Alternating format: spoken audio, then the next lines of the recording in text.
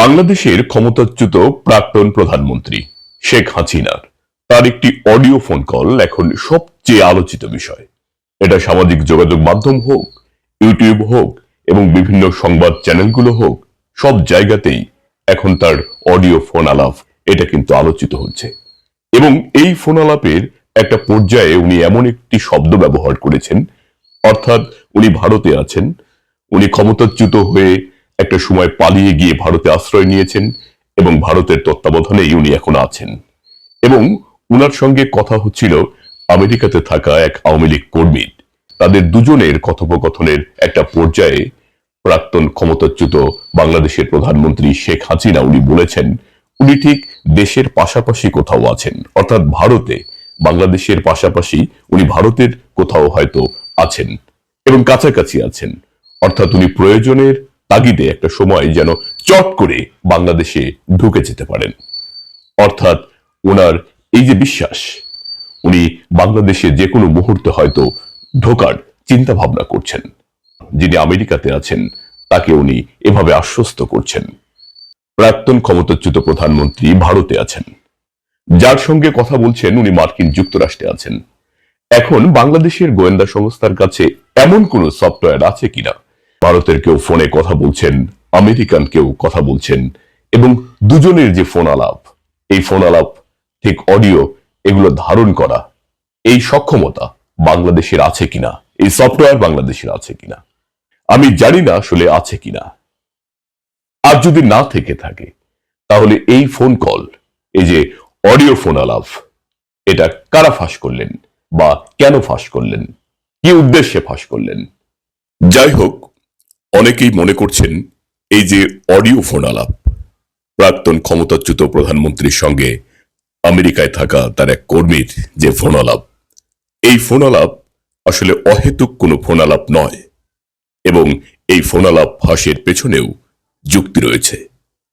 অনেকেই মনে করছেন আওয়ামী লীগের নেতারা যখন এই ফোন আলাপ, প্রধানমন্ত্রীর কথা যখন তারা শুনবেন এবং প্রধানমন্ত্রী ঠিক বাংলাদেশের আশেপাশে ভারতের কোথাও আছেন এবং উনি চট করে যে কোনো মুহূর্তে বাংলাদেশে ঢুকে পড়তে পারেন, এগুলো তার নেতাদের উজ্জীবিত করবে এবং তারা আশাহত হবে না, তারা ভেতরে ভেতরে শক্তি পাবে। আর এটাই অনেকে ভাবছেন এই উদ্দেশ্যে এই ফোন আলাপ ইচ্ছাকৃতভাবে ফাঁস করা হয়েছে। অনেকে এমনটা মনে করছেন। এই ফোন আলাপের কিছু গুরুত্বপূর্ণ দিক আছে। এই ফোন আলাপে দেখা যাচ্ছে একটা সময় যে আওয়ামী লীগের নেতা নেত্রীদের নামে যে প্রচুর মামলা হচ্ছে, এখন এই মামলা নিয়ে জাতিসংঘে কথা বলার কথা বলা হয়েছে। আওয়ামী লীগ সরকার এখন বিভিন্ন বিষয় নিয়ে হিউম্যান রাইটসকে টানছে, জাতিসংঘকে টানছে। এই আওয়ামী লীগ সরকার এই তো কিছুদিন আগে যখন বিভিন্ন রাজনৈতিক অপোজিশন দলগুলো যখন একের পর এক বিভিন্ন অভিযোগ করছিল, তখন আমরা দেখেছি আওয়ামী লীগের নেতাদের মুখে কি পরিমাণ সমালোচনা, এবং তারা এই বিষয় নিয়ে বেশ রসিকতা করত, ঠাট্টা বিদ্রুপ উপহাসে কিন্তু মেতে উঠত। আজকে তারা কিন্তু দেখা যাচ্ছে এখন জাতিসংঘ হোক বা হিউম্যান রাইটস হোক, মানবাধিকার সংস্থাগুলো হোক, সেখানে কিন্তু তারা বিষয়গুলো উত্থাপন করার চেষ্টা করবে এবং নেতার কথাতে কিন্তু সেটাই প্রমাণিত হচ্ছে।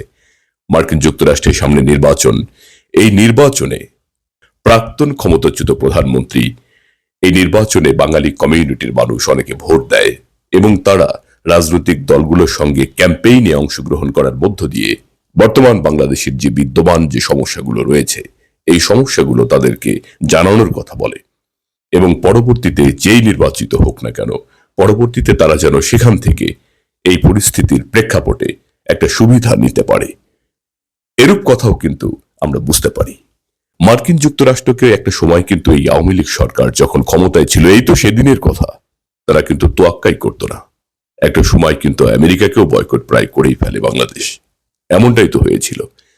আজকে কিন্তু আবার, অর্থাৎ বিরোধী দলে থাকলে একটা মানুষ কার কাছে ধর্ণা দিতে হয়, কার কাছে যেতে হয়, কারা পৃথিবীর সুপার পাওয়ার, কারা পৃথিবীকে নিয়ন্ত্রণ করে, এই বিষয়গুলো কিন্তু এখন আমরা কিন্তু পরিষ্কার হচ্ছে বিষয়গুলোতে। কিন্তু এখানে ডক্টর ইউনূসকে একটা সময় কিন্তু মহা চোর হিসেবে সাব্যস্ত করেছেন ক্ষমতাচ্যুত প্রধানমন্ত্রী এবং সুদখোর, এটা তো তার কমন কথা ছিল। উঠতে বসতে সুদ করে বিষয়গুলো কিন্তু বলতেন, বিভিন্ন বিষয় কিন্তু উঠে এসেছে। যাই হোক, এই যে কথোপকথন, অডিও ফোন আলাপ, এই অডিও ফোন আলাপ বা কথোপকথন, এই বিষয়গুলো এখন সবচেয়ে বাংলাদেশে বেশি আলোচিত হচ্ছে। বিশেষ করে সামাজিক যোগাযোগ মাধ্যম ইউটিউবে কিন্তু আলোচিত হচ্ছে। তবে যারা এখন ইন্টারিম গভর্নমেন্টে আছেন এবং যারা সংস্কারপন্থী এবং যারা এই গণ অভ্যুত্থানের অন্যতম পার্টিসিপেন্ট, এই গণ অভ্যুত্থানে মহা ভূমিকা পালন করেছেন, তাদের মনে রাখতে হবে প্রাক্তন ক্ষমতাচ্যুত প্রধানমন্ত্রী কিন্তু বলেছেন উনি চট করে যে কোনো মুহূর্তে ঢুকে যাবেন।